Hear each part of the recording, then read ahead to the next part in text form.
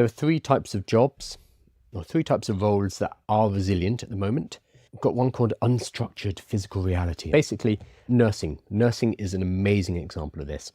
When you are a nurse, you will go to work every day. You don't necessarily know what's going to get thrown at you. You might have to pin someone to a bed. You might need to chase somebody who's running away from the hospital. It's an unstructured physical reality. It requires your physical presence. It's not structured like a production line is, for example. In a production line, it's the same job being done every single day, so that can be done by robots. In something more unstructured, like nursing, dog grooming is another example, because they all come in different shapes and sizes and temperaments.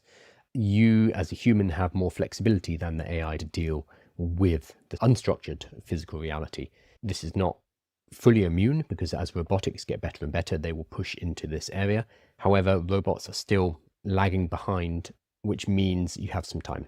We don't know how much, but robots need to become general purpose and they need to become cost effective before these jobs are going to be at risk. Second one here is high empathy and trust. Ones that require, like nursing, the ability to communicate with people, form bonds with people in order to get the work done.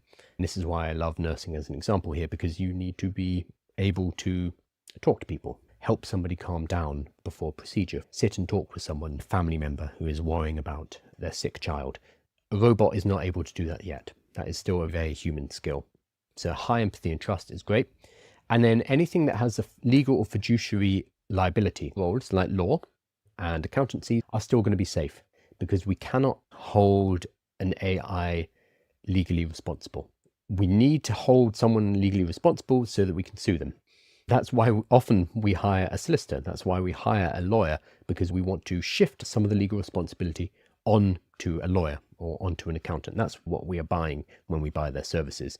So as long as AIs cannot be held legally responsible, legal and fiduciary liability puts you in a good and safe position right now.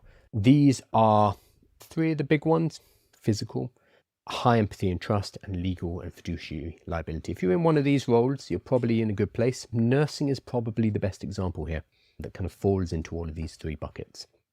If you have a job that is primarily sitting in front of a computer, you're probably boned. If you spend 8 hours a day doing spreadsheets, writing reports, that job is done. Those tasks will be replaced. Anything that requires repetitive, pattern-based work, standardized reviews, data entry, that will be gone. If you're sitting in front of a computer, that task will no longer be around. It's not just about numbers, it's not just about words,